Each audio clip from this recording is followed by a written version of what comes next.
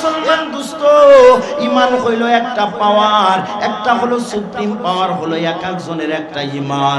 ও মুসলমান, আসওয়াদ আল কালাবি বিস্ময় অভিভূত হইয়া ডাক দিয়া কয়, তাহলে আমাকে কলেমা পড়িয়ে দেন।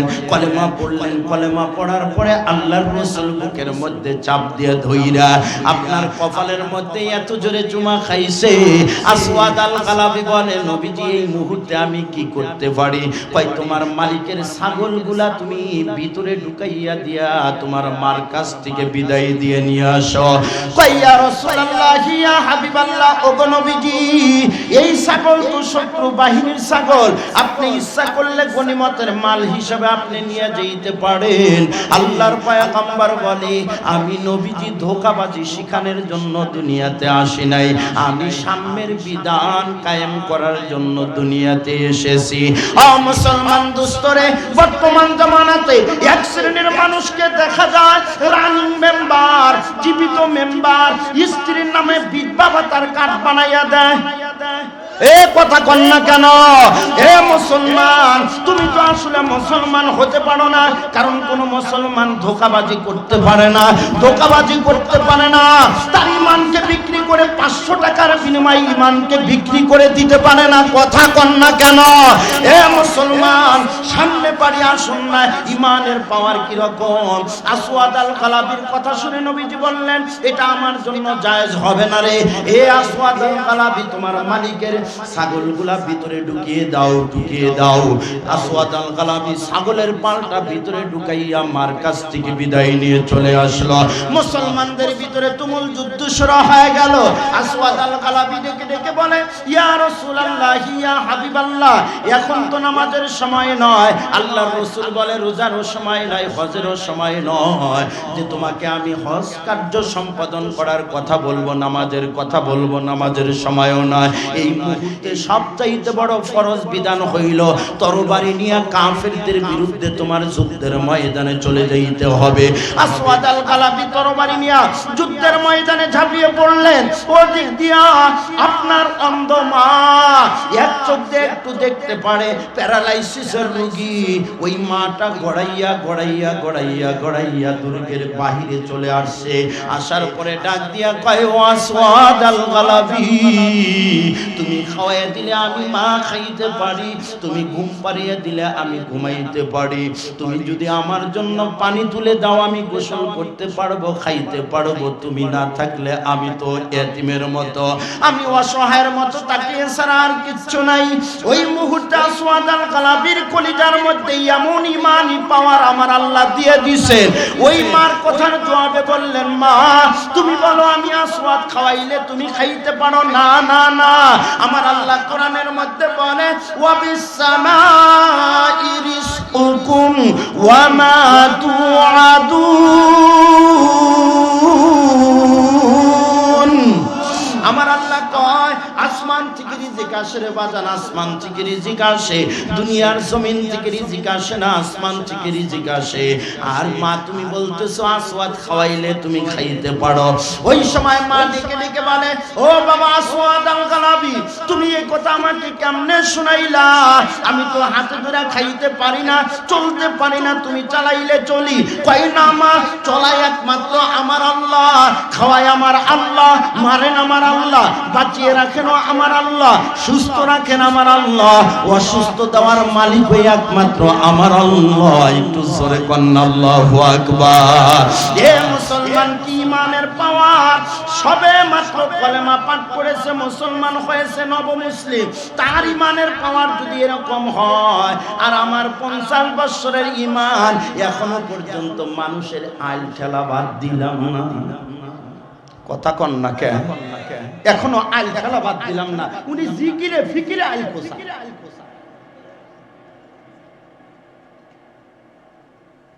ফজরের নামাজ কইরা কোদাল নিয়ে যায়, কয় সুবহানাল্লাহ সুবহানাল্লাহ সুবহানাল্লাহ কইয়া মানুষের জমিনের আইল ঠেলো আর সুবহানাল্লাহ। আমার তো মনে হয় শয়তান, শয়তানও হাসে, আর আল্লাহ কয় সারে শয়তান, তোর সোপা শেষ মন আমার নাম নিয়ে এরকম অবৈধ কাজ। এই কথা কন না কেন? মেহেন্দি লাগাই না, দাড়ি, মাথার মধ্যে সেজদার চিহ্ন, উনিও যে ঘুষের কারবারি করে। ওর ভিতরে ঈমান আছে। ও হলো আবু জেহেল মার্কা মুসলমান, ও সুদারু আবু জেহেল মার্কা মুসলমান। কথা কোন না করে মুসলমান।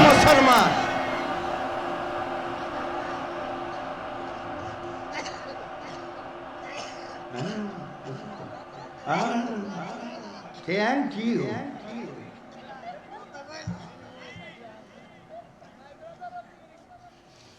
মুসলমান দোস্ত, তাহলে আসমান থেকে রেজেক আসবে।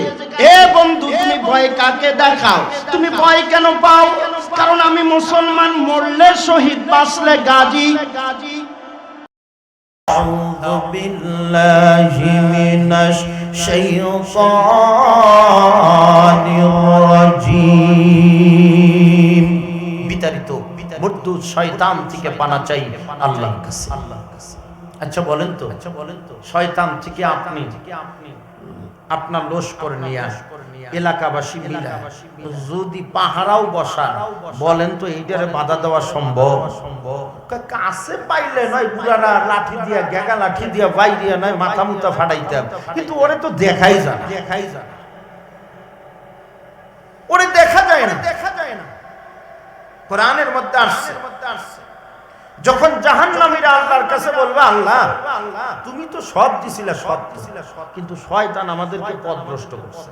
শয়তান এত বড় স্পর্ধা, আমি তোমারে ধোঁকা পেলাম কেমনে? আমারে দেখছো কোনোদিন? না, তা দেখিনি, তা তো দেখিনি কোনোদিন। তাহলে আমার নামে আল্লাহর নামে আল্লাহর কাছে নালিশ করলাম মানে আমারে তুমি কোনোদিন দেখলাই না, আর আমার নামে আল্লাহর কাছে নালিশ করলা, এটা কিন্তু ঠিক না।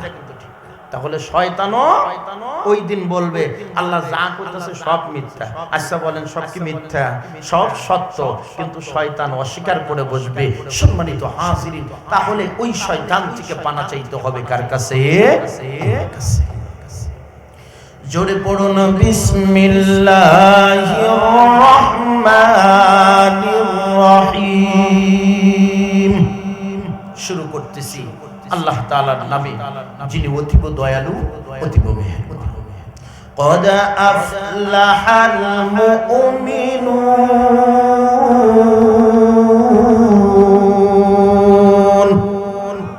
আল্লাহ বলেন قد أفلح المؤمنون। মুমিনরা কি হয়ে গেছে? সফল কাম। হুজুরের যে কথা, মুমিনরা বনি সফল কাম হইছে, আমরা তো মুমিন। এখন কিন্তু অন্যের বাড়ি কামলা দিয়ে খাওয়া লাগে, ব্যান না চালাইলে পেটের মধ্যে ভাত যায় না, মাঝে মাঝে ব্যান চালাইতে চালাইতে জ্ঞান হারা হয়ে যায়, আর আপনি বলতেছেন সফল কাম। এ মুসলমান, আজকে দুনিয়াদার মানুষ এটাকে সফলতার চাবিকাঠি মনে করে। তার অর্থ আছে মনে করে সফল, সুন্দর বাড়ি আছে মনে করে সফল, সুন্দর স্ত্রী আছে মনে করে সফল। আসলে এটা সফল না, এটা হলো সফল। এটা কি? সফল। উদাহরণ নেন, বেটা বাংলা ঘরে থাকে। কি ঘরে? বাংলা ঘর, কাছারি ঘর। কথা কি বোঝা যায়? কাছারি ঘরে থাকে। উপর দিয়ে যখন তাকা, আসমানের তারা গোনা যায়, মানে চালো খুব একটা সুবিধা না। বাঙ্গা চোখের মধ্যে শুয়ে বেচারা খালি তারা গুনতেছে, গুনতে গুনতে কখন ঘুমাইছে জানে না। স্বপ্নের ভিতরে দেখতেছে ওনার পাসপোর্ট হয়ে গেছে, ভিসা হইছে জাপানে। কোন জায়গা রয়ে গেছে? জাপান। হাই রে, উন্নতিশীল রাষ্ট্রের একটা ভিসা পাইছে। উনি ফুরুত করে উড়াল দিয়া চলে গেছে জাপান। যাইয়া বাংলাদেশি টাকায় 5 লক্ষ টাকা মাসিক বেতনের চাকরি হয়ে গেছে। খালি টাকা পাঠায় পাঠায়। সুদাম পাড়ার বাগার বাড়ির মাঝখানের চড়ার জমি 100 বিঘা কিনে ফেলাইছে স্বপ্নের ভিতরে। সব আব্বা আর জমির টাকা কিনো, এখন তুমি একটা জাপানি স্টাইলে বাড়ি করো। স্বপ্নের ভিতরে দেখতেছে বাড়িও করে ফেলাইছে। আব্বা মেয়া দেখো জাপানি স্টাইলের মেয়া, কারণ এখন তোমার টাকা পয়সা হয়েছে, বাড়িও জাপানি, গাড়িও জাপানি, মেয়াটাও ওই তো হবো জাপানি স্টাইলে। চকুপুর মিউরছে যে আচ্ছা ঠিক আছে। উনি পাত্রী দেখছে, দেখার পরে উনি ছুটিতে চলে আসছে। আসার পরে বিবাহ শাদী হয়ে গেল। হয়ে যাওয়ার পরে স্বপ্নের ভিতরেই দেখতেছে আলহামদুলিল্লাহ একটা ফুটফুটে ছেলে সন্তান আল্লাহ দিছে।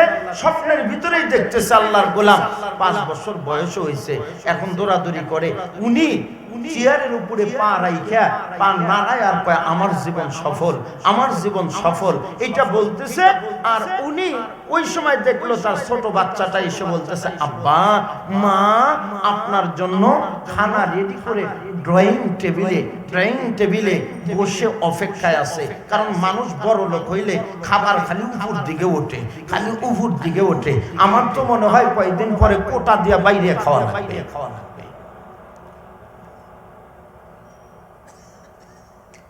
উনি কয় আমার জীবন সফল। এই কইয়া এই ছেলেটারে কইতেছে, যা আমি আসতেছি। কয় না আব্বা এমনে যাওয়া লাগবে, মা ডাকতেছে, অপেক্ষায় আছে। উনি কয় না যাবো না। শুইছিল জানো কি সহিতে, বাংলা সহিতে। যেই কইছে না, উনি দেখা যায় চৌকি ভাঙ্গা গেছে, নিচে পড়ে যাওয়ার পর কিন্তু আমার জাপানি স্টাইলের বেটা গেল কই, বউ গেল কই, জাপানি বাড়ি গেল কই, গাড়ি গেল কই। ও মুসলমান, দুনিয়াদার এই মানুষগুলা যেই দিন কবর জগতের মধ্যে ঢুকবে, ওই জাপানি স্টাইলের বাড়ি গাড়ি এগুলা যখন চোখগুলা খুলে দেখতে থাকবে, তখন দেখবে সূর্য ডুবো ডুবো অবস্থা। তখন বলবে হায় হায়, আমার জীবনে যা করছি সবগুলা সফল। আসল কথা হলো মুমিন যে হে হয় সফল। একটু জোরে কন্না আল্লাহু আকবার। কারণ মুমিন কবরে ঢুকলে সবকিছু পরিষ্কার হয়ে যাবে, সে শুধু দেখতে থাকবে, আহ যা হুজুররা বলছে সব না দেখি পেয়ে গেলাম। মুমিনকে কোন মুমিন সফল কাম? এখন আগে মুমিন হওয়ার জন্য কি দরকার, দুই চারটা কথা একটু বুঝ দিয়ে নিয়ে যাই। ও মুসলমান, আমি মাঝে মাঝে কোরআন থেকে একটা কথা বলি। আল্লাহর রাসূল সাল্লাল্লাহু আলাইহি সাল্লাম একদিন এসে বসা আছেন, ওই মুহূর্তে হযরত জিবরাইল আমিন আসলেন। ও জিবরাইল, তুমি এই সময় আসলা, কারণটা কি? কই নবীজি আল্লাহ মনে পাঠাইছে। সূরা লোকমান থেকে আলোচনা। মুসলমান ভাইরে আমার, হযরত জিবরাইল আমিন ডেকে ডেকে বলে, ইয়া রাসূলুল্লাহ, ইয়া হাবিবাল্লাহ, নবীজি আল্লাহ তাআলা আমাকে নিজে পাঠিয়েছেন আপনাকে কিছু কথা বলার জন্য। কয় আপনি তো এমনি এমনি আমার কাছে আসেন না, যে কোনো একটা দরকারি কোন কর্মকাণ্ডের জন্য আপনি আমার কাছে আসেন গো জিবরাইল। আজকে কেন আসছেন একটু বলেন? কয় কোরআনের আয়াত নিয়ে আসছি, এই আয়াতগুলা সরাসরি কাফেরদেরকে প্রশ্ন করবেন। ইয়াসআলু, এইভাবে আপনি প্রশ্ন করবেন কোরআনের হাকিমের মধ্যে। আমার আল্লাহ বলেন, ও নবী আপনি আবু জেহেলকে প্রশ্ন করুন, এই আসমানটা বানাইছে কে, জমিনটা বানাইছে কে? ওই সময় আবু জেহেল মুস্কি হাসি দেয়া বলে, মুহাম্মদ আজকে না একটা সহজ প্রশ্ন করলা, তুমি কি জানো না? কয় আমি জানি বিদায় আপনাকে প্রশ্ন করেছি, আপনাকে শেখানোর জন্য। কয় এত বড় বোকা আমি আবু জেহেল নই, এই আসমান আর জমিন বানানোর মালিক হলেন আমার আল্লাহ। এ মুরব্বি বাবা, মনের ভিতরে প্রশ্ন আসতে পারে, হুজুর আপনি কি ওয়াজ শুরু করলেন? আবু জেহেল নাকি আল্লাহ বানাইছে এটা স্বীকার করে? আমাদের এলাকার ইমাম সাহেব তো বলে আসমান বানানেওয়ালা আল্লাহ, জমিন বানানেওয়ালা আল্লাহ।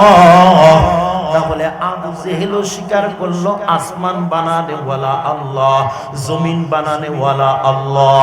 ওই সময় আল্লাহ তাআলা ডাক দিয়ে কয়, বন্ধু আবার আপনি প্রশ্ন করুন, যখন ক্ষুধা লাগে খাবার দেয় কে, রিজেকের জিম্মাদার কে?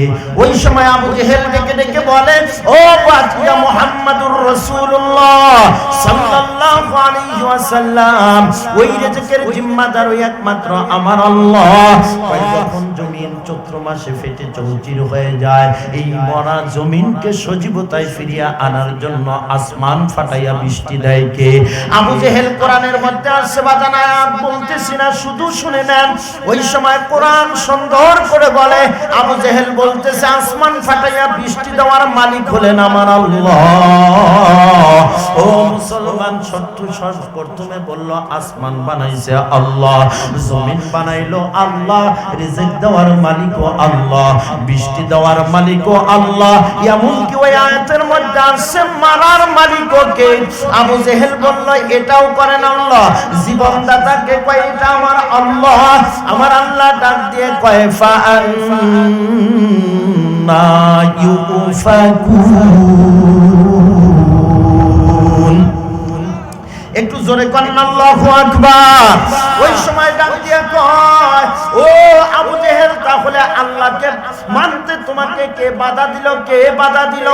এতগুলো আলোচনা তো সম্ভব না, শুধু আপনার বিবেকের কাছে প্রশ্ন করি যে আবু জেহেলের মতো মানুষ যদি এই কথা বলতে পারে, আসমান বানানে ওয়ালা আল্লাহ, জমিন বানানে ওয়ালা আমার আল্লাহ, ওই খাবার দেওয়ার মালিকও আমার আল্লাহ, ওই যে আবার বৃষ্টি নামানের মালিকও আমার আল্লাহ। আমাদের এলাকার ইমাম সাহেব বড় সুন্দর ইমানওয়ালা, ওই তবলিগপন্থী ইমাম সাহেবকে আমি জিজ্ঞাসা করলাম, ভাই আসমান বানাইছে কে? কয় আল্লাহ। জমিন বানাইছে কে? আল্লাহ। ভাই বৃষ্টি দেয় কে? আল্লাহ। খাবার দেয় কে? কয় আল্লাহ। জীবন দাতা কে? কয় আল্লাহ। মৃত্যু দেন কে? কয় আল্লাহ। আবু জেহেলও কয় আল্লাহ, ইমাম সাহেব বলে আল্লাহ। তাহলে আবু জেহেল কেন কাফের আর ইমাম সাহেব কেন মুমিন? প্রশ্ন আসতে পারে কি আসে না? আমরা সবাই বিশ্বাস করি আসমান বানানেওয়ালা কে? আল্লাহ। জমিন বানানেওয়ালা আল্লাহ। কিন্তু এই আয়াত দ্বারা কেমন যেন মনের ভিতরে কনফিউশনের মধ্যে পড়ে যায়, প্রশ্ন উদয় হয়, তাহলে আবু জেহেল কেমন করে কাফের হয়ে গেল? কাফের হওয়ার বলে একটা কারণ আছে, সেটা কারণটা হলো বাজার, একদিক দিয়ে আল্লাহকে তারা রব বলে মানছে, কিন্তু অন্য দিক দিয়ে বাজার আল্লাহ তাআলার তিনটা গুণের মধ্যে একটা গুণ মানছে, আর দুইটা গুণ তারা মানে নাই। এক নাম্বার ইলাহাকে মানে নাই, আর উবুদিয়াত আল্লাহ তাআলার ইবাদতকে তারা মেনে নেয় নাই। ইলাহিয়াত মানে নাই, উবুদিয়াত মানে নাই, শুধু রুবুবিয়াত মানছে। কাফেররা রুবুবিয়াত মানছে না বাজার, কিন্তু আমি আর আপনি মুসলমান। এই তিনটা জিনিস যখনই পরিপূর্ণ হয়ে যায় তখন হবে একজন মুমিন। এই তিনটা জিনিসের মধ্যে শুধু একটা মানলাম, কেমন যেন আমি আবু জেহেল মার্কা মুসলমান। আমার কথা আপনার কাছে খারাপ লাগতেও পারে, কিচ্ছু করার জন্য নাই। ও বন্ধু, আপনাকে খুশি করার জন্য কষ্ট করে, এত কষ্ট করে আব্দুল্লাহ পাড়ার জমিন থেকে আপনার সুদাম পাড়ায় আসি নাই, শুধু একটা উদ্দেশ্যে যে একজন লোক আমার কথায় হেদায়েত পাবে, একটা লোক সিরাতাল মুস্তাকিমের রাস্তার খোঁজ পেয়ে যাবে, ওই একটা লোক আমাকে সাথে করে জান্নাতে নিবে, এই উসিলায় আমি এখানে আসছি। এই আশা, এই আকাঙ্ক্ষা নিয়ে আপনাদের এলাকাতে আসলাম। ও মুসলমান, আমি আপনাদেরকে পরিষ্কার ভাবে বলতে চাই, এই তিনটা জিনিস আমার ভিতরে আছে কিনা, যদি থাকে আমি মুমিন, আর না থাকলে বাজান আমি কাফের হয়ে যাব। কয় হুজুর, আজকে আপনি কি মারামারি করার জন্য আসলেন? না বাজান, আমি মারামারি করার জন্য নয়, আপনার মনে দুঃখ দেওয়ার জন্য নয়। আপনিও কালেমার ভাই, আমিও আপনার ভাই, আপনিও মুহাম্মাদুর রাসূলুল্লাহর উম্মত, আমিও নবীজির উম্মত। আমার কোরআন এক, আপনারও কোরআন এক, আপনার আল্লাহ এক, আমারও আল্লাহ এক। তাহলে আপনাকে কেন আমি কষ্ট দেওয়ার জন্য আসবো বাজান? আপনাকে আমি হাতে ধইরা পায়ে ধইরা বলিয়া দিয়া যাই ভাই, বিশেষ করে আমার যুবক ভাইদেরকে বলবো, যুবক আপনার আলোচনায় আমার কাছে আছে, মুরব্বীদের আলোচনা নাই। আমি মাঝে মাঝে বলি বাজান, পুলিশের চাকরি করছে, করার পরে 5 বছর যাবত রিটায়ার করছে। কয় বছর? 5 বছর ধরে রিটায়ার কইরা মসজিদের বারান্দার মধ্যে বইসা কয়, আল্লাহ তোমার কাছে আমি তওবা করলাম, জীবনে আর ঘুষ খামো না। চাকরি নাই কয় বছর? 5 বছর ধরে চাকরি নাই। আল্লাহ আর ঘুষ খাম না। কয় তোর চাকরি আছে? কয় না আল্লাহ চাকরি নাই। কয় তোর ঘুষ দিব কেনা? বয়স হয়ে গেছে 100, হাঁটুর মধ্যে জোর নাই, কুলোর মধ্যে জোর নাই, পাঞ্জার মধ্যে জোর নাই, চোখের মধ্যে পাওয়ার নাই। ওই মুরব্বি যে কয় আল্লাহ আর জিনা করুন না, তওবা করতেছে। কয় আল্লাহ তো আমি জিনা করুন না। আল্লাহ কয় বয়স কত তোমার? কয় 100। 100 বছর বয়সে উনি তওবা করতেছে, জিনার তওবা। ওই সময় তো ওনার ও তওবা না, ওনার তওবা আল্লাহ আল্লাহ যা করছি জীবনে, আল্লাহ গো ইবাদতে কামাই গেছে, অনেক গুনাহ করছি, এগুলো আমার মনেও নাই, আল্লাহ সব মাফ করে দাও, আমার জান্নাত দিবা। এইটা হলো কথা। কিন্তু উনি করতেছে জিনার তওবা। কয় না এখন আর জিনার তওবা নাই তো। কিন্তু আমার যুবক ভাই ওর সময় আছে, এখনো সময় আছে। এই জন্য আলোচনা চলবে ওদের জন্য। তাহলে ঈমান ওয়ালাকে এবং ঈমান ওয়ালার দামটা কি একটু শুনলে কষ্ট হবে আপনাদের। আলোচনা একটু বুঝিয়া তারপরে আমি ইনশাআল্লাহ সামনে যাব। আসুন ঈমান ওয়ালা সাইয়েদিনা হযরত ওমর ফারুক নবীজি সাল্লাল্লাহু আলাইহি সাল্লামের জামানাতে খায়বার যুদ্ধের সময়, এই যে দেখেন ঈমান কাকে বলে, খায়বার যুদ্ধের সময় পুরো দুর্গটা এক মাস যাবত মানে আপনার ঘেরাও করে রাখছে মুসলমান সেনাবাহিনী। এক মাস তারা ভিতর থেকে আক্রমণ করে মুসলমানদের, কিন্তু মুসলমান ওদিকে কোনো খেয়াল রাখে না। এক মাস যাবত এই অবরুদ্ধ অবস্থায় তারা ভিতরে থাকে। এক মাস পরে ভিতর থেকে একজন গোলাম, নাম তার আসওয়াদ আল গালাবি। নাম কি? আসওয়াদ আল গালাবি।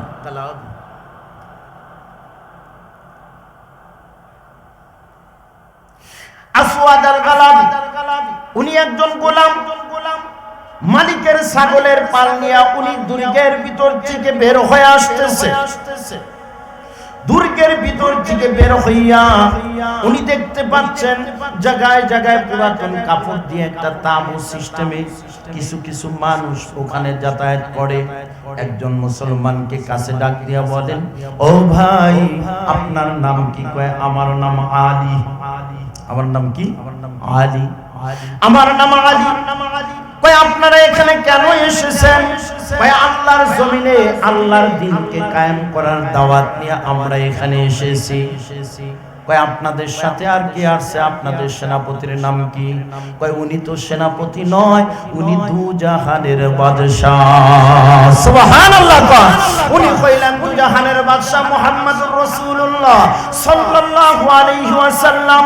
আসওয়াদ আল গালাবি বলে, ও ভাই আলী, আমি একজন গোলাম মানুষ, আমার মনের অনেক দিনের তামান্না, আশা আকাঙ্ক্ষা, আমি জীবনে কোনোদিন কোনো বাদশাকে আমি দেখতে পারি নাই।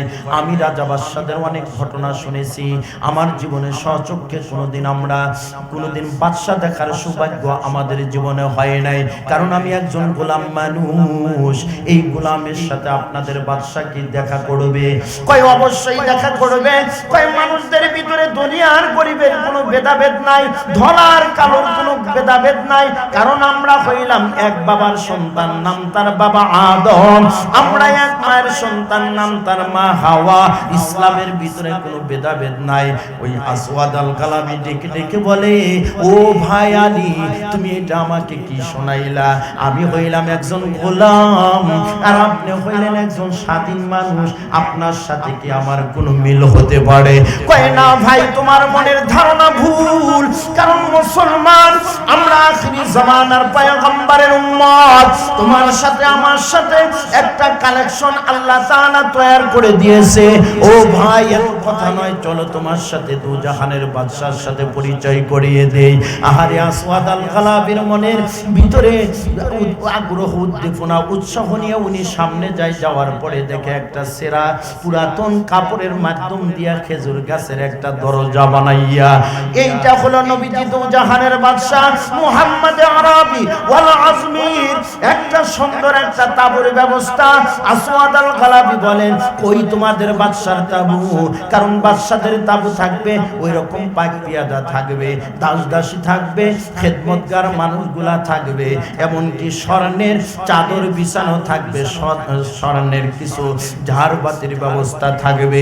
কয় না, আমাদের দুজাহানের বাদশা তো এরকম নয়। কয় আমি কি ভিতরে যাব? কয় আগে অনুমতিটা নিয়েই আল্লাহর রাসূলের সামনে যে বলেন, ও নবীজি, একজন গোলাম আসছে আপনার সাথে দেখা করার জন্য দুর্গের ভিতর থেকে। আল্লাহর রাসূল বলেন, গোলামকে ভিতরে ডেকে নিয়ে আসো। আসওয়াদ আল গালাবি বিস্ময় হইয়া ডাক দিয়া কয়, ভাই আলী, তোমাদের বাদশা কি আমার সাথে দেখা করবে? কয় জি, আপনাকে ভিতরে ঢুকতে বলেছে। আসওয়াদ আল গালাবি ভিতরে ঢোকার পরে আল্লাহর রাসূল নিজের হাত মোবারক দিয়া আসওয়াদ আল গালাবিকে নিজের বুকের মধ্যে টেনে নিয়েছে। আল্লাহু আকবার। আর পান না। আসওয়াদ আল কালাবি ডেকে ডেকে বলে, ও দুজাহানের বাদশা, আমার গায়ে দিয়ে গার ভিতর থেকে দুর্গন্ধ বের হয়, গামের দুর্গন্ধ বের হচ্ছে, আর আপনি আমাকে কাছে ডাক দিয়ে নিয়ে বুকের মধ্যে ধারণ করলেন। কই তাই নয়, তুমি যদি কলেমা ওয়ালা হয়ে যাইতে পারো, আমি নবী আমার বরকতি ঠোঁট দিয়ে তোমার কপালে চুমা খাবো। আসওয়াদ আল কালাবি ডাক দিয়া কয়, এটা কি ইমানের পাওয়ারের কারণে নাকি? কয় ইমানের পাওয়ার, কারণ ইমান যে আনবে লোকটা ব্যাংক চালক হতে পারে, রিকশাওয়ালা হতে পারে, কুলি মজদুর হতে পারে, কিন্তু আমার আল্লাহর কাছে সবচাইতে বড় দাম ওর আছে না নাই? হে বন্ধু, ডোনাল্ড ট্রাম্পের দ্বারা পুরো পৃথিবী যদি বর্ধিত হয়ে যায়, আমার আল্লাহর কাছে তাদের কোনো সম্মান নাই। আর একজন বেয়ানওয়ালা দিনহীন কাঙ্গাল, একজন কামলা মানুষটার ভিতরে যদি আমার আল্লাহর ঈমান থাকে এবং নবীজির মুহাব্বতের নূর থাকে, ওই দাম সবচাইতে বেশি রে। এরে যুবক ভাই, যার পিছে তুমি করো, ওর ভিতরে নূর নাই, নূর নাই, নূর নাই। কারণ নূরওয়ালাদের বড় দাম, ঈমানওয়ালাদের বড় দাম। আমার আল্লাহ কোরআনুল হাকিমের মধ্যে বলে, ইয়াউমা তারাল মুমিনিনা ওয়াল মুমিনাতি ইয়াসআ নূরুহুম বাইনা আইদিহিম ওয়া বিআইমানিহিম বুশরাকুমুল ইয়াউম। আরেকটু জোরে কন্না আল্লাহু আকবার। এ মুসলমান দোস্ত, ঈমান হইল একটা পাওয়ার, একটা হলো সুপ্রিম পাওয়ার, হলো এক একজনের একটা ঈমান। ও মুসলমান, আসওয়াদ আল কালাবি বিস্ময়ে অভিভূত হইয়া ডাক দিয়া কয়, তাহলে আমাকে কলেমা পড়িয়ে দেন। কলেমা পড়লেন। কলেমা পড়ার পরে আল্লাহর রাসূল বুকের মধ্যে চাপ দিয়ে ধইরা আপনার কপালের মধ্যে এত জোরে চুমা খাইছে। আসওয়াদ আল কালাবি বলে, নবীজি এই মুহূর্তে আমি কি করতে পারি? কই তোমার মালিকের ছাগলগুলা তুমি ভিতরে ঢুকাইয়া দিয়া তোমার মার কাছ থেকে বিদায় দিয়ে নিয়ে আসো। কই ইয়া রাসূলুল্লাহ, ইয়া হাবিবাল্লাহ, ওগো নবীজি, এই ছাগল তো শত্রু বাহিনীর ছাগল, আপনি ইচ্ছা করলে গনিমতের মাল হিসেবে আপনি নিয়ে যেতে পারেন। আল্লাহর পয়গম্বর বলে, আমি নবীজি ধোঁকাবাজি শিখানোর জন্য দুনিয়াতে আসি নাই, আমি সাম্যের বিধান কায়েম করার জন্য দুনিয়াতে এসেছি। ও মুসলমান দোস্তরে, বর্তমান জামানাতে এক শ্রেণীর মানুষকে দেখা যায় রানিং মেম্বার, জীবিত মেম্বার, স্ত্রীর নামে বিধবা ভাতার কার্ড বানাইয়া দেয়। এ কথা কন না কেন? এ মুসলমান, তুমি তো আসলে মুসলমান হতে পারো না, কারণ কোন মুসলমান ধোঁকাবাজি করতে পারে না, ধোঁকাবাজি করতে পারে না। তার ঈমানকে বিক্রি করে 500 টাকার বিনিময়ে ঈমানকে বিক্রি করে দিতে পারে না। কথা কন না কেন? এ মুসলমান, সামনে পারি আসুন না, ঈমানের পাওয়ার কি রকম। আসওয়াদ আল কালাবির কথা শুনে নবীজি বললেন, এটা আমার জন্য জায়েজ হবে না রে। এ আসওয়াদ আল কালাবি, তোমার মালিকের ছাগলগুলা ভিতরে ঢুকিয়ে দাও, ঢুকিয়ে দাও। আসওয়াদ আল কালাবি ছাগলের পালটা ভিতরে ঢুকাইয়া মার কাছ থেকে বিদায় নিয়ে চলে আসলো। মুসলমানদের ভিতরে তুমুল যুদ্ধ শুরু হয়ে গেল। আসওয়াদ আল কালাবি ডেকে ডেকে বলে, ইয়া রাসূলুল্লাহ, ইয়া হাবিবাল্লাহ, এখন তো নামাজের সময় নয়। আল্লাহর রাসূল বলে, রোজারও সময় নাই, হজেরও সময় নয়, যে তোমাকে আমি হজ কার্য সম্পাদন করার কথা বলবো, নামাজের কথা বলবো, নামাজের সময়ও নয়। এই মুহূর্তে সবচাইতে বড় ফরজ বিধান হইল, তরবারি নিয়ে কাফেরদের বিরুদ্ধে তোমার যুদ্ধের ময়দানে চলে যাইতে হবে। আসওয়াদ আল কালাবি তরবারি নিয়ে যুদ্ধের ময়দানে ঝাঁপিয়ে পড়লেন। ওদিক দিয়া আপনার অন্ধ মা, এক চোখ দিয়ে একটু দেখতে পারে, প্যারালাইসিসের রোগী, ওই মাটা গড়াইয়া গড়াইয়া গড়াইয়া গড়াইয়া দুর্গের বাহিরে চলে আসছে। আসার পরে ডাক দিয়া কয়, ও আসওয়াদ আল কালাবি, তুমি খাওয়াইয়া দিলে আমি মা খাইতে পারি, তুমি ঘুম পাড়িয়ে দিলে আমি ঘুমাইতে পারি, তুমি যদি আমার জন্য পানি তুলে দাও আমি গোসল করতে পারবো, খাইতে পারবো, তুমি না থাকলে আমি তো এতিমের মতো, আমি অসহায়ের মতো, তাকে ছাড়া আর কিচ্ছু নাই। ওই মুহূর্তে আসওয়াদ আল কালাবির কলিজার মধ্যে এমন ঈমানি পাওয়ার আমার আল্লাহ দিয়ে দিয়েছেন। ওই মার কথার জবাবে বললেন, মা তুমি বলো আমি আসওয়াদ খাওয়াইলে তুমি খাইতে পারো? না না না, আমার আল্লাহ কোরআনের মধ্যে বলে, ওয়া বিসসামাই রিজকুকুম ওয়া মা তুআদুন। আমার আল্লাহ কয় আসমান থেকে রিজিক আসে রে বাজান, আসমান থেকে রিজিক আসে, দুনিয়ার জমিন থেকে রিজিক আসে না, আসমান থেকে রিজিক আসে। আর মা তুমি বলতেছো আসওয়াদ খাওয়াইলে তুমি খাইতে পারো। ওই সময় মা ডেকে ডেকে বলে, ও বাবা আসওয়াদ আল গালাবি, তুমি এই কথা আমাকে কেমনে শোনাইলা? আমি তো হাতে ধরে খাইতে পারি না, চলতে পারি না, তুমি চালাইলে চলি। কই না মা, চলাই একমাত্র আমার আল্লাহ, খাওয়াই আমার আল্লাহ, মারেন আমার আল্লাহ, বাঁচিয়ে রাখেন আমার আল্লাহ, সুস্থ রাখেন আমার আল্লাহ, অসুস্থ দেওয়ার মালিক হই একমাত্র আমার আল্লাহ। একটু জোরে কন্না আল্লাহু আকবার। এ মুসলমান কি ইমানের পাওয়ার! সবে মাত্র কলেমা পাঠ করেছে, মুসলমান হয়েছে, নবমুসলিম, তার ইমানের পাওয়ার যদি এরকম হয়, আর আমার 50 বছরের ইমান এখনো পর্যন্ত মানুষের আইল খেলা বাদ দিলাম না। কথা কন না কে? এখনো আইল খেলা বাদ দিলাম না। উনি জিকিরে ফিকিরে আইল কোসা।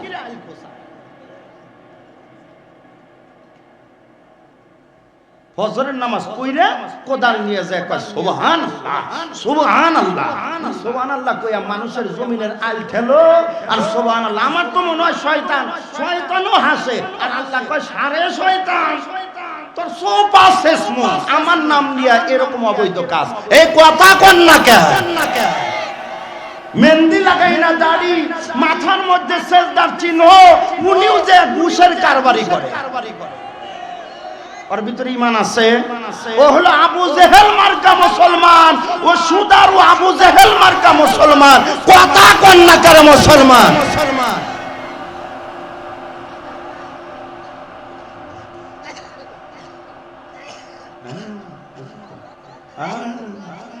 Thank you.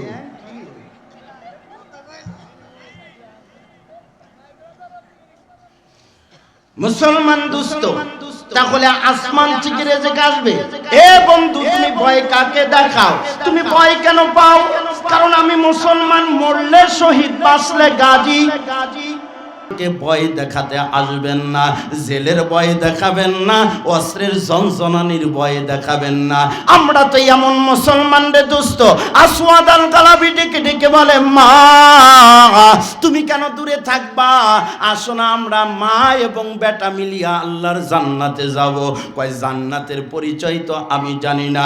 আসওয়াদ আল গালাবি বলেন, আমার নবী এমন কলেমা পড়াইছে রে মা, কেমন যেন আমার চোখের পর্দা নিমিষে আমার আল্লাহ তুলে দিয়েছেন। মুসলমান দুষ্টরে, এই তো মুমিন। এই সমস্ত মুমিনদের 5টা কাজ আছে, 5টা কর্মসূচি আছে। এই 5টা কর্মসূচি যদি কোনো মুসলমান পালন করতে পারে, উনি হবেন সফলকাম মুমিন। ও মুসলমান দুষ্ট, আসওয়াদ আল গালাবি বলেন, এই খাইবারের প্রান্তরে আল্লাহ তাআলা কেমন যেন আমার নাকের মধ্যে জান্নাতের ঘ্রাণ লাগাইয়া দিছে। জান্নাতের ঘ্রাণ আমি পাচ্ছি রে মা, আমি তো মাতোয়ারা হয়ে গেলাম। এ মুসলমান, কোরআন পড়তে যাইয়া এত মজা, এত মজা, এত মজা। এ বন্ধু, তোকে আমি বুঝাইতে পারবো না। তুমি ফেসবুকে মজা পাও, ফ্রি ফায়ার গেমের মধ্যে মজা পাও, চ্যাট করতে তুমি মজা পাও, কথা বলতে মজা পাও। আসলে এমন মজা আমার আল্লাহ এর ভিতরে রাইখা দিয়েছেন মুসলমান। যখন আমি কোরআনটা পড়ি কেমন যেন মনে হয় হযরত আলীর মতো। হযরত আলী ইহুদিকে ডেকে ডেকে বলে, ওই খাইবারের প্রান্তরে, এ ইহুদি, তুমি তো জানো না আমি যখন কোরআন শরীফ তেলাওয়াত করি কেমন যেন প্রত্যেকটা আয়াতের মধ্যে আমার আল্লাহর কুদরতের ছবি দেখা। একটু খেয়াল রাখি আমরা মুসলমান দোস্ত, এই হলো মুমিন। আসওয়াদ আল গালাবি বলেন, মা রিজিকের মালিক আল্লাহ, মুদাতা আল্লাহ, আমি জান্নাতের সুগ্রাণ পাচ্ছি। ও মুসলমান, কিছুক্ষণ যুদ্ধ করার পরে যখন আসওয়াদ আল গালাবি দুনিয়ার থেকে চলে গেলেন, চলে যাওয়ার পরে কাফেররা ওই লাশ নিচ্ছে না, কয় না ও লাশ আমাদের নয়। হযরতে সাহাবায়ে আজমাইন কয় না, এই লাশ নেওয়া যাবে না। ওই মুহূর্তে হযরতে আবু বকর দৌড়িয়ে গিয়েছে, দৌড়িয়ে যেয়ে বলে, আমার কাছে কম্পিউটার আছে। আল্লাহু আকবার কন্না, ভাই আমার কাছে কম্পিউটার আছে। এটা মুমিনের লাশ না কাফেরের লাশ, এটা আমি বলতে পারবো মুসলমান। কয় হুজুর, আমার আপনাদের কাছেও আছে, চেনটা টান দিলেই তো বোঝা যায়। না না না বাজান, হযরতে আবু বকর এত বড় কম্পিউটার লাগাইছে রে মুসলমান। কারণ আল্লাহর নবী বলছে যারা শাহাদাতের তামান্না নিয়ে দুনিয়ার থেকে চইলা যাবে, শাহাদাতের মউত নিয়ে যারা দুনিয়ার থেকে চইলা যাবে, আল্লাহ তাআলা জান্নাতের হুরের মাধ্যম দিয়া দুনিয়া থাকাকালীন তাদের শরবত পান করাইয়া দুনিয়ার থেকে নিবে। আল্লাহু আকবার কোন। হে মুসলমান মুমিন ভাই, দিলের ভিতরে তামান্না থাকতে হবে শাহাদাতের মৃত্যু। একটু জোরে কন্যা ঠিক না বেঠে? আমাদের মৃত্যু হবে শাহাদাতের মৃত্যু। এই শাহাদাতের মৃত্যুকে এত মজা, এত মজা, এত মজা, এই শহীদানরা বলবে আল্লাহ তোর জান্নাত চাই না, কিছু চাই না, তোমার কাছে একটা জিনিস চাবো আল্লাহ, আবার দুনিয়াতে পাঠাইবা, আবার তোমার জন্য মউত নিয়ে আবার ফিরে আসবো। কয় না এটা হবে না। তাহলে শাহাদাতের মর্যাদা কেমন রে বাবা? হাদিসের মধ্যে আছে একজন মানুষ দুনিয়ার থেকে একদম লাস্ট পর্যায়ে মারা যাওয়ার পরেও কমপক্ষে 40,000 বছর কবরের জগতে থাকতে হবে। হিসাবটা মিলিয়ে নিয়েন, 40,000 বছর, আবার হাসরের ময়দান 50,000 বছর, কত হইল? 90।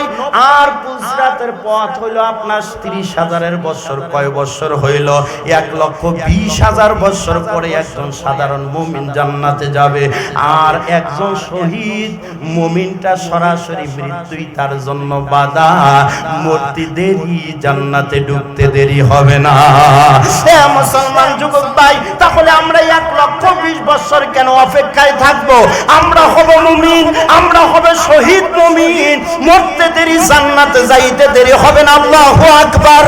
একটু জোরে কন্না আল্লাহু আকবার। আমরা মুমিন হইতে চাই, শহীদি তামান্না নিয়ে বাঁচতে চাই, কোন তন্ত্র আর মন্ত্রে আমরা বিশ্বাসী হতে চাই না। কথা কন্যা যারা মুসলমান, আমরা থাকতে চাই কোরআন নিয়ে। কে কে রাজি? দুখানা হাত তুলে দেখায়।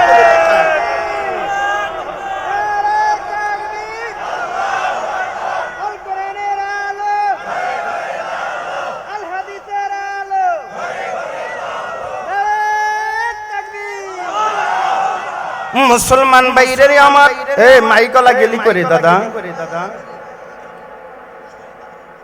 একটু জিকির লা ইলাহা ইল্লাল্লাহ।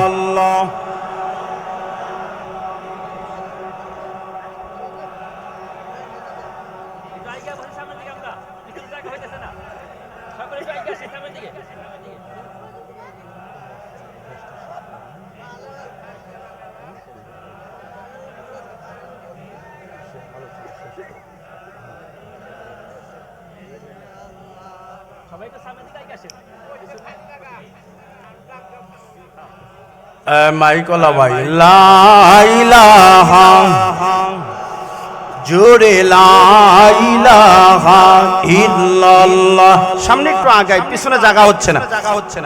লা ইলাহা ইল্লাল্লাহ।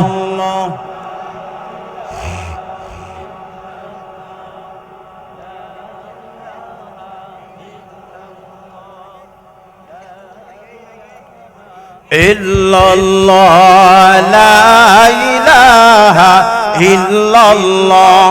গুনাহ করে কত তওবা ভাঙ্গিলাম, তোবা করে কত তওবা ভাঙ্গিলাম, ও অবশেষে তওবাহে নাসুহা করিলাম। লা ইলাহা ইল্লাল্লাহ, লা ইলাহা ইল্লাল্লাহ। জোরে লা ইলাহা ইল্লাল্লাহ, লা ইলাহা ইল্লাল্লাহু মুহাম্মাদুর রাসূলুল্লাহ সাল্লাল্লাহু আলাইহি ওয়াসাল্লাম। তাহলে এখন সফল কাম মুমিন একটু বলি না, কষ্ট হবে আপনাদের? সফল কাম মুমিন আসল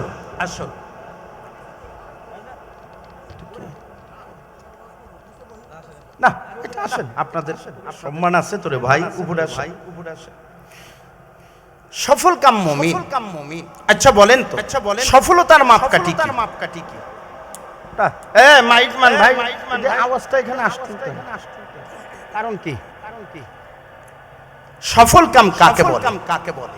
আচ্ছা বলেন তো, যদি আমাদের নিকটে এটাই মনে হয়, দুইতলা বাড়ি, সুন্দর গাড়ি, সুন্দর স্ত্রী এবং চড়াবর্তী জমি, গোলাবর্তী দান, ব্যাংকবর্তী টাকা, এগুলা হলেই বুঝি সফল? না না না, শুরুতেই বলছিলাম এটা হলো স্বপন। এটা কি স্বপন? যদি এটাকেই আপনারা সফলতার মাপকাঠি ধরেন, আমার নবীর কয়টা বাড়ি ছিল? ছিল বাড়ি। আহা, আল্লাহর পয়গম্বর যে বিছানার মধ্যে ঘুমাইতেন, পা মোবারকটা পর্যন্ত যে বেড়ার মধ্যে লেগে যাইত, এরকম পাটা এইভাবে রেখে উনি ঘুমাইতেন। স্বাভাবিকভাবে আমাদের মতো আরাম করে নবীজি ঘুমাইতে পারতেন না। নবীজির চড়ার ভিতরে কোনো জমি ছিল না, ওরকম পকেট ভর্তি কোনো টাকাও ছিল না। আচ্ছা বলেন তো, নবী আমার সফল না? অবশ্যই সফল, এমনকি আদর্শবান সফল। কেউ যদি সফল হতে চায়, সেজন্য নবীজির সফলতার জিন্দেগি দেখে। কেউ যদি আদর্শবান পিতা হতে চায়, সেজন্য আমার নবীকে ফলো করে। কেউ যদি আদর্শবান স্বামী হতে চায়, সেজন্য আমার নবীকে ফলো করে। কেউ যদি আদর্শবান সমাজপতি হতে চায়, সেজন্য আমার নবীকে ফলো করে। কেউ যদি আদর্শবান রাষ্ট্রনায়ক হতে চায়, সেজন্য আমার নবীকে দেখে। কথা বলেন না কেন? কারণ আমার নবী সব দিক দিয়ে অনিনল।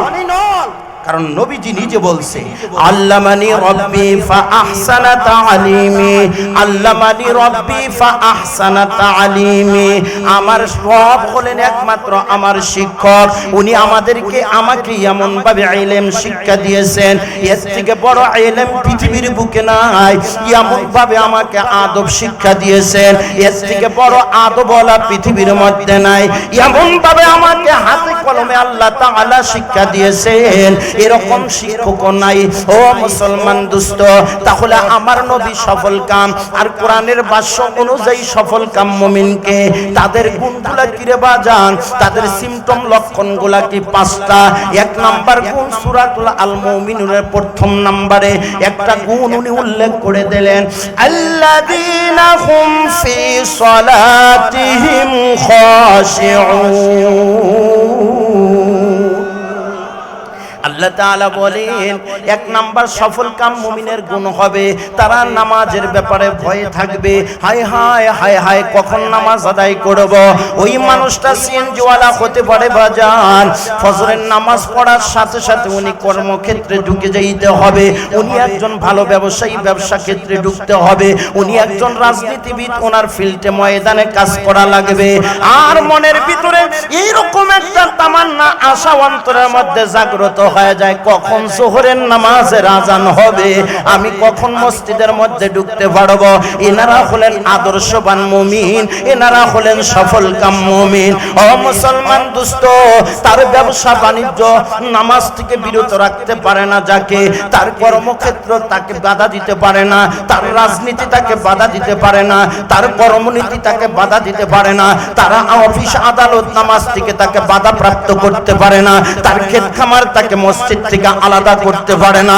সে যতই চাপের মধ্যে থাকুক, নামাজ শুরু হয়ে গেলে ওনাকে আর ধরে রাখা যায় না। একটু জোরে বলা যায় কি আল্লাহু আকবার? হে মুসলমান দোস্ত, নামাজের আজান হয় এই চাষতালের মধ্যে বসে, ওই মুহূর্তে অনেক আল্লাহর গোলাম চা পান করে কি করে না? এ বাজান, নামাজ শেষ হয়ে যায়, একজন টুপিওয়ালা যদি ওখানে বসা থাকে, দেখবেন বিড়ি খায়, আর বিড়ির দুয়ার ফাঁকে ফাঁকে উনি ফতোয়া দেয়, কয় আপনি টুপি মাথায় দিয়ে বসা আছেন, যান মসজিদে যান, মানে জামাত শুরু হয়েছে, আপনি এখন বসেছেন। কথা কয় না এরকম কিছু? হুজুর আপনি এই শাস্ত্রের মধ্যে বসে রয়েছেন, আপনার নামাজ কালাম নাই? বিড়ি টানে আর ফতোয়া মারে, কয় না এটা করা যাবে না, এটা করা যাবে না। মুসলমান দোস্ত, আপনারা রাগ করবেন না যদি নামাজের ব্যাপারে আপনি আমি যত্নবান হতে পারি। আপনার কি দরকার? আমার আল্লাহ তাআলা আপনার সাথে ওয়াদা করেছেন, ইন্নাল্লাহা লা ইউখলিফুল মিআদ। নিশ্চয় আমার আল্লাহ ওয়াদা ভঙ্গ করেন না। যা ওয়াদা করবেন সেই ওয়াদা মাফিকই আমার আল্লাহ কাজ করবেন। আমার আল্লাহ ওয়াদা করেছেন 5 ওয়াক্ত নামাজ পড়বি বান্দা, তোর দুনিয়াও আমি সাজিয়ে দিব, আখিরাতে মুক্তির ব্যবস্থা করব। কই দুনিয়াতেও তোর আমি সাজাবো, তোর কি দরকার? কয় আল্লাহ তোমার কাছে যেই জিনিসটা আমি চাবো। ও মুসলমান, হযরত আবু বকরকে নবী শিখিয়ে দিয়েছেন, আল্লাহ যখন তোমাকে বলবে কি চাইবা, তুমি কি চাইবা? কয় নবী আমি তো জানি না, আমাকে শিখিয়ে দেন। আমরা আল্লাহর কাছে একটা দোয়া করব প্রতি 5 ওয়াক্ত নামাজের পরে, আল্লাহুম্মা ইন্নী আসআলুকাল আফিয়া, আল্লাহুম্মা ইন্নী আসআলুকাল আফিয়া। আল্লাহ গো তোমার কাছে আফিয়াতের দোয়া করি। আপনাদের মনে প্রশ্ন আসতে পারে যে হুজুর আফিয়াত কাকে বলা হয়? এই প্রশ্নটা আপনার দিলে আসছে স্বাভাবিক। হযরত আবু বকর রাদিয়াল্লাহু আনহু কলিজার মধ্যেও প্রশ্নটা উদয় হয়েছে, এমন দোয়া কবটে বইলাই ফালাইলেন, নবীজি আফিয়াত কাকে বলা হয়? আল্লাহর পয়গম্বর বললেন দুনিয়া এবং আখিরাতের কল্যাণকে বলা হয় আফিয়া। আপনি যদি দুনিয়ার কল্যাণ পায়া যান, আপনি মনে করেন টাকা হইলেই বুঝি আনন্দ। না বাবা, পকেট ভর্তি টাকা হইলে ঝামেলা।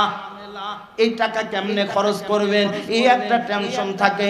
আর যদি এরকম আপনার টাকা যখন যেটা প্রয়োজন হয় সেটা আমার আল্লাহ ব্যবস্থা করে দেন, উনি হইলেন পৃথিবীর মধ্যে সবচেয়ে ধনী। যার যখন যেটা প্রয়োজন ওইটা আমার আল্লাহ ব্যবস্থা করে দেয়। এর থেকে বড় সফলতা আর হতে পারে না। তাহলে সফলকার মুমিনের 1 নাম্বার গুণ হলো তারা নামাজের ব্যাপারে যত্নবান হবে। কি ব্যাপারে? নামাজের ব্যাপারে। সম্মানিত উপস্থিতি, আচ্ছা নামাজটা কোন জায়গায় পড়া আমার আল্লাহর কোরআনের নির্দেশ? একটু জোরে বলেন। হুজুর দলিল কি? সরাসরি দলিল নেন সূরাতুল বাকারা থেকে শেষ দিকে আমার আল্লাহ কয় ওয়ারকাউ মা'আর রাকিঈন,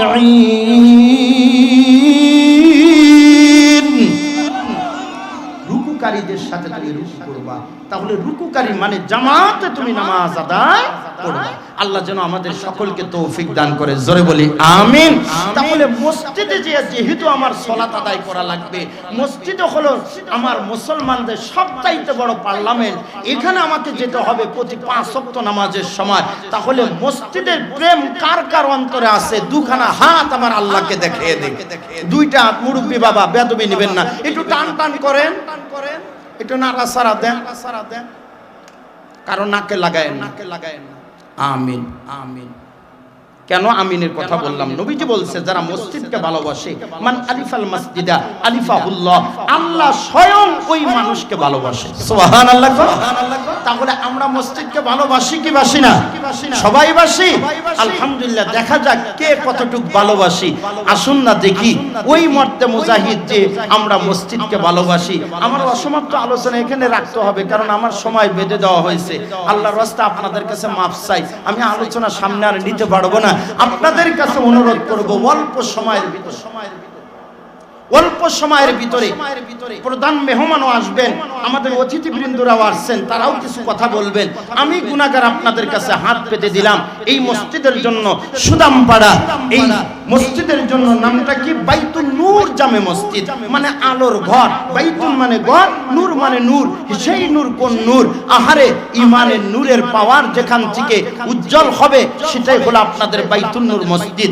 এই মসজিদের জন্য সর্বপ্রথম কার যেন মা নাই, কার যেন বাবা নাই, এই মা বাবার মাগফিরাতের জন্য, নিজের ঈমানকে শানিত করার জন্য, নিজের ঈমান এবং আমলকে তারাক্কি দান করার জন্য কোন মর্দে মুজাহিদ আছেন? আবু বকর মার্কা মুসলমান, যে হুজুর এই কয়েকটি হাজার টাকা আমি মসজিদে দিলাম। কারণ আমি ডাক দেব না যে 50,000 দেন অথবা 20,000 দেন, এর ভিতরে তো 1 লাখ দেওয়ার মতো মানুষ থাকতে পারে।